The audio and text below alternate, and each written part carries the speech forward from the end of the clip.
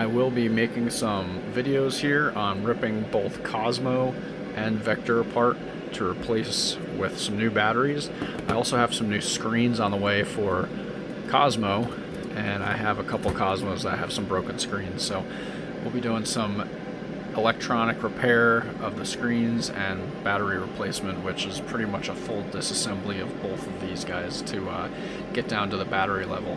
So that'll be coming here in the next week or so.